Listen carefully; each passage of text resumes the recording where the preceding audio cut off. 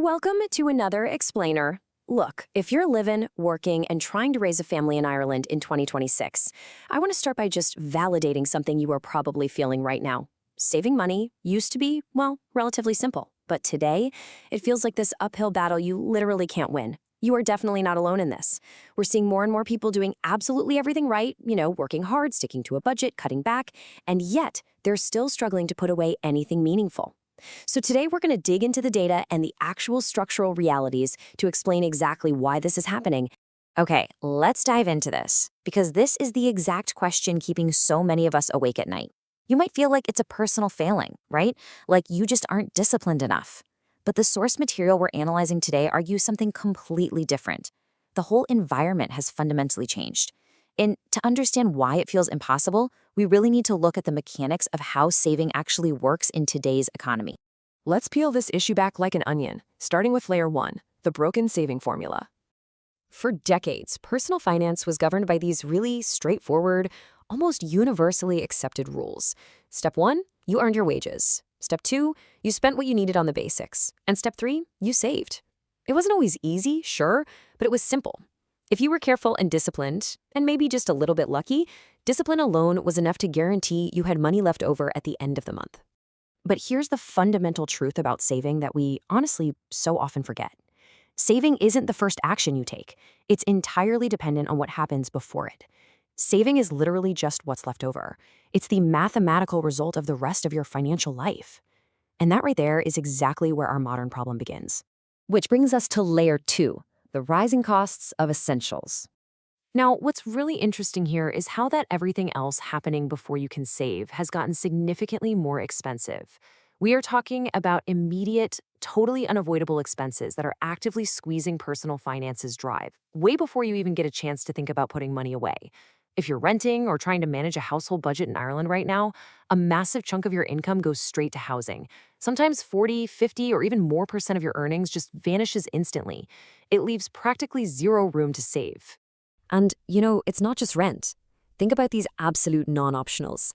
Electricity, heating, fuel, the weekly family food shop. These costs have shot up sharply and consistently. And it's driven by massive global pressures. For instance, instability in global energy supply routes, like the Strait of Hormuz, directly impacts us here in Ireland because we rely so heavily on imports. You can't just choose not to pay rent. You definitely can't choose not to eat or heat your home. These increases don't just shrink your ability to save. They completely remove it. Now, you might be looking at your paycheck and thinking, hey, my wages have gone up. And in a lot of sectors, that is totally true. But even if you're earning more money on paper, your real purchasing power is lagging far behind. Your wages haven't increased at anywhere near the same pace as those essential costs we just talked about. So the numbers on your payslip are bigger, but they actually buy you less. It's incredibly frustrating. Let's peel back to layer 3, irregular costs and psychology. When your monthly margins are incredibly tight, getting that consistency you need to build savings becomes mathematically impossible. These hidden disruptors really derail your progress. We're talking car repairs, medical expenses for the kids, or just some unexpected bill dropping through the letterbox. They don't happen every single month, but when they do hit, bam. They completely wipe out whatever small, fragile savings you managed to scrape together. When you can only save tiny amounts, just one broken alternator basically sets you right back to zero. And the psychological toll of this financial pressure is just immense. Saving isn't just a spreadsheet, it's highly behavioral. When money feels consistently tight, we naturally become more cautious and laser-focused on immediate survival.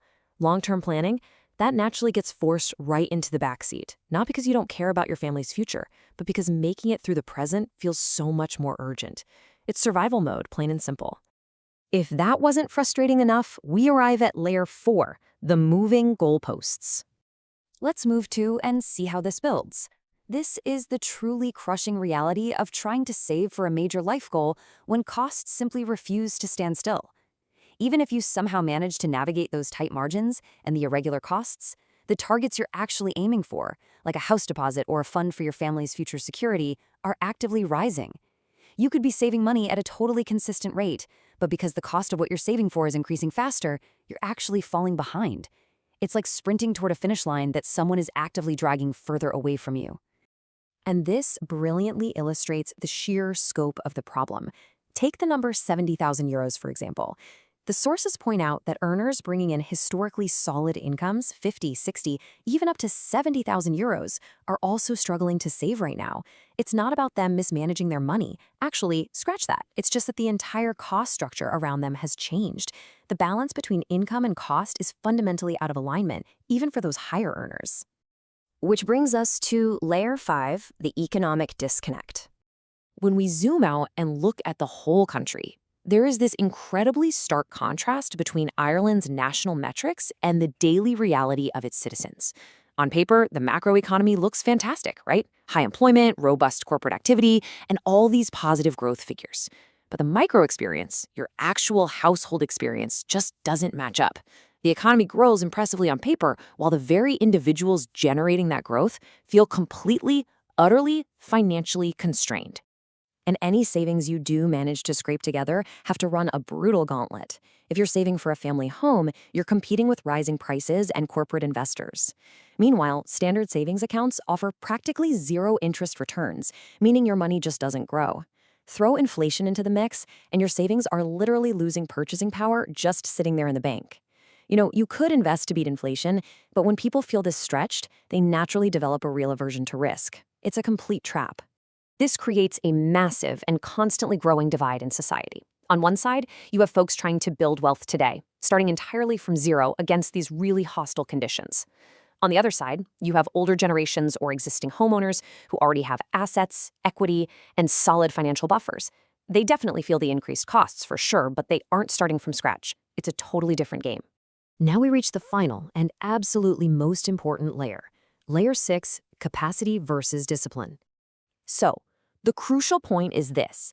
The idea that you're failing to save because you lack willpower is a total myth. Saving isn't about discipline. It requires capacity. Capacity is that vital margin between what you earn and what it costs to simply exist. When essential living costs rise faster than your income, those margins fundamentally disappear, completely regardless of your personal discipline. You can't budget your way out of a math problem. The sources offer this absolutely fascinating historical parallel. They point out that even in wildly different historical contexts, like German colonial possessions of all places, the exact same economic rules applied. When operating costs rose relative to income, the ability to build reserves collapsed quickly. It's a structural failure of the system, folks, not a personal failure of the individual.